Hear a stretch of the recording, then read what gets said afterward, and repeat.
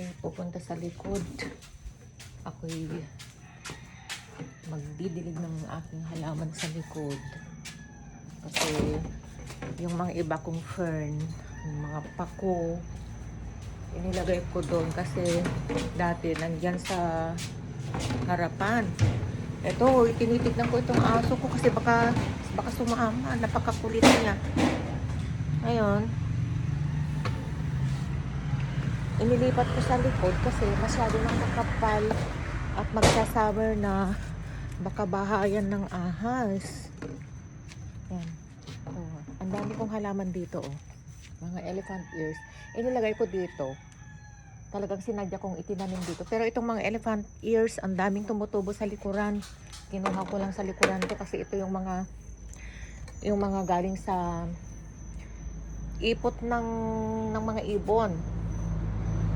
Kaya ang daming elephant ears diyan sa likod. Kaya ang ginawa ko naman, nagtanim ako dito kasi pag summer, maganda itong heat absorbent ito. Kasi ang init-init dito pagka summer, dito sa may pinakapasyo. Yan. Ito ang gulo-gulo yung ko. Dami kong mga sako diyan, mga inipon kong mga tain ng kalabaw sa katain ng baka. Tapos marami din ako dito mga ipa na binibili ko, mga ipa. Yan. At ito yung ginagawa kong fertilizer ng mga halaman ko, lalo na sa mga bougainvilleas. Pupunta ako sa likod. Ako'y ditiligan ko yung aking ko.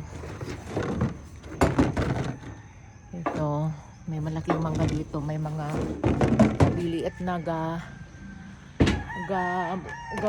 gamunggo yung mga ano niya, mga bunga niya. At ito, pinalinisan ko lahat ito. Yan, ito pinalinisan ko nung pumunta ako sa city kasi natulog ako doon. Tapos yung aking aso na makulit na Yorkshire breed, walang mag-alaga, walang mag-walk sa kanya, walang magpakain. Kaya tinawag ko yung taga-linis dito. Habang alagaan niya yung aking aso, maglilinis siya dito. Pero ang problema, ang bilis na yung mga dahon ng mangga, maya't maya may nahuhulog. Gusto ko nga i-rake ito. Siguro baka bukas i-rake ko na ito, linisan ko. Pero medyo takot kasi ako dito dahil ang daming nagkanda-kanda hulog na tawag nito, makating uod. Aray ko, may pala yung tsinelas ko, may tinik. Yan, oh, yung tsinelas ko. Ito yung mga pako. Ito yung mga pako na nilagay ko. Oh, ang kapal-kapal na nila. Yan, oh. At may gripo ako dito sa likod. Dati, dito yung washing machine. Kaso nga lang, ang hirap naman dito sa likod kasi pag umuulan, maputik. Kaya nilagay ko doon sa side, malapit sa pintuan. Yan. Diligan natin. Aray ko, meron talagang tinik. Sakit, natinik yung ko. Saan ba yung tinik niya? Di ko man makita. Saan kaya yung tinik niya? Ito yata. May tinik. Ayun, may tinik siya. Ang sakit. Hindi ko makuha.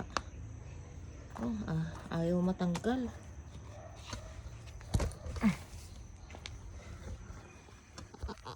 Kuha tayo ng tubig at tayo magdilig.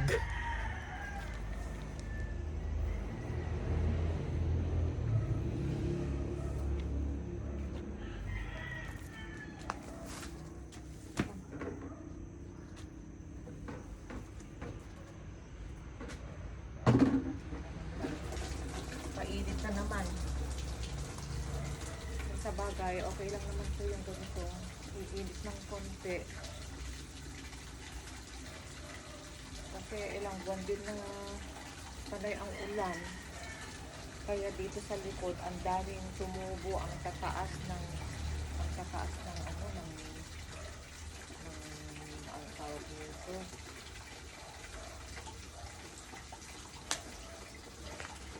Ang tataas ng damo. Pati yung mga, ang dami kong tinanim dito na talong noon, nagdandamatay dahil na-over na siya sa ano, sa tubig, sa ulan. Ang gulay naman pala, pagka sobra naman sa ulan, namamatay din at hindi namumunga. Ayun, may nakita akong uod dito, yung Makati.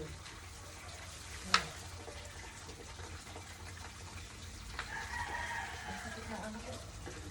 Ang sakit ng daliri ng paa ko mga natilog.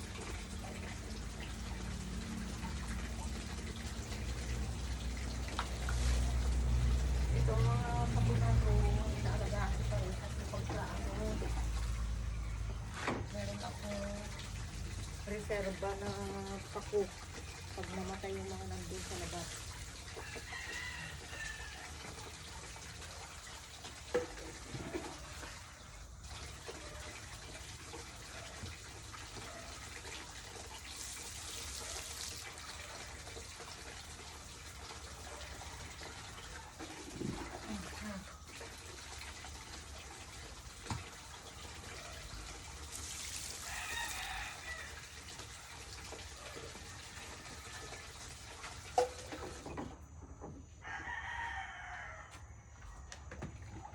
Bali-anim yung pako dito.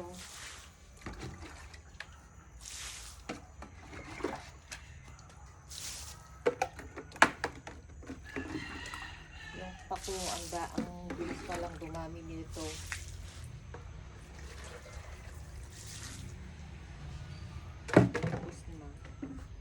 Tapos ang dami kong mga wild, may mga wild ampalaya ako. Ayan oh. Diyan ako kumukuha ng ampalaya. Yan, yung mga ampalaya na yan. Itong mga wild na ampalaya ito.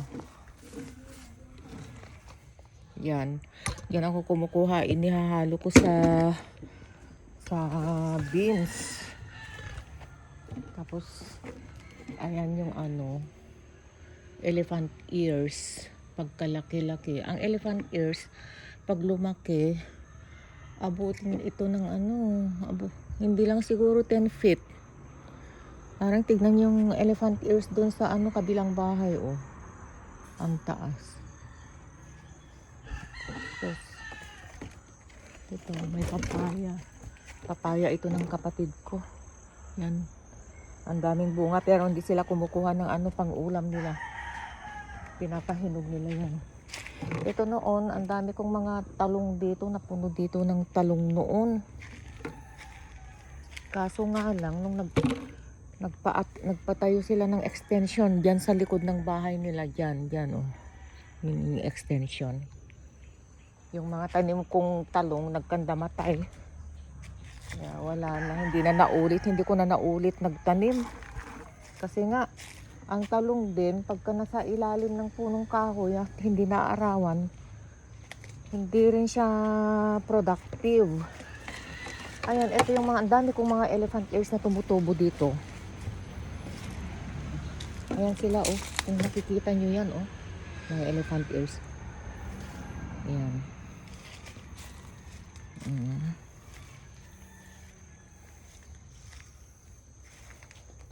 Hanggang dito, tinamnan ko ng gulay. Ito pa. Ito yung mga spider plant ko. Nagbawas ako sa labas kanina. Kasi masyado nang makapal. Kasi yun nga yung tulad ng sinabi ko. Sa summer, baka bahaya ng ahas. Kasi minsan pala, may pumasok na ahas dyan sa loob ng bahay. Maliit na ahas. Ang takot na takot ako. Yan, ito yung Road right of way naman ng cell site. Yan. Road right of way papunta dun sa kalsada. Ayan.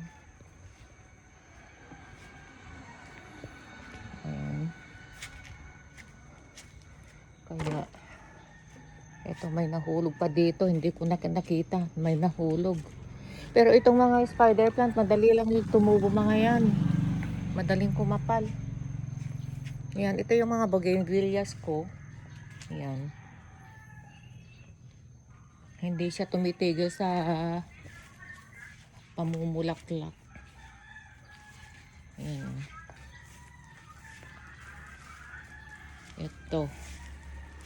Ito kulay orange. Ito maganda to, purple. Yan, yung pink na yan, ang sipag mamulaklak. Ito. Yan. Pagka may time ako, aayusin ko na naman to. Aayusin ko siya. Yan. Tapos dito, nilagyan ko ng mga variant din ito ng spider plant, giant. Mga giant yan. Tapos may picture ako dyan na naiwan pa. Kasi hanggat may pagtatamnan ako, magtatanim ako katulad nito, okra. Yan, maraming okra dito noon. Ngayon tumigil na silang mamunga kasi ngayon nasabi ko na yung sobrang ulan. Yung lifespan nila ay lang, sandali lang pala pag umuulan. Pero pag ganito, mag-start ka ng magtanim ng mga ganitong buwan, February, matagal yan. Matagal. Hanggang sa magsawa-sawa ka na. Tapos yung bunga niya, grabe, araw-araw na nag-harvest ako, pinamimigay ko lang. Pinamimigay ko sa mga kaibigan ko, kapitbahay, ganun. Kasi hindi ko naman kayang ulamin lahat. Ayan, naglagay din ako ng elephant ears dito. Kasi maganda ang view niya. Kasi gusto ko talaga itong elephant ears pag mataas na siya, ang gandang tingnan. Ito, yung tea plant. Ito, maganda to. Pag naarawan, nagiging pink. Pink siya. Ayan pa yung bougainvilleas ko. Yan, gusto ko yung white. Gusto kong padamihin yan. Ito yung mga bagong tanim kong mga bougainvilleas. 90% tumubo. Ang daming tumubo. Ayan, malalaki na. Malapit ng mamulaklak mga to. Tapos ito yung mga kutsaritas. Tawag nila yan, kutsaritas. Pagka ganitong panahon, ganyan ang kulay niya. Tapos, ito yung dito, puno yung fern, yung mga tinanggal kong fern na nagaling dito, yan. Kaya nilipat doon kasi sobrang kapal. At yung aking dancing lady, yan, namumulaklak na naman. Yan ang gusto kong padamihin kasi ang ganda. Ang ganda ng bulaklak niya. Saka ang sipag mamulaklak, kulay yellow, dancing lady, para siyang ano talaga, parang tawag nito, yung fairy, parang fairy. Pag makikita mo na sa malayo ka, parang mga fairies. Kaya natawag na dancing lady. Ayan, Okay, kunin na natin yung aking timba. Aking timba. Mahiwagang timba.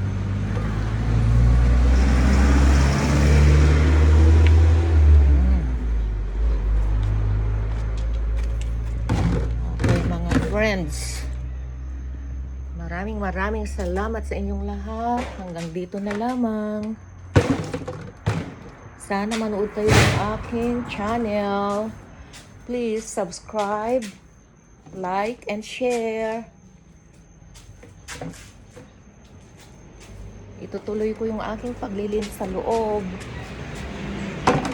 Bye-bye!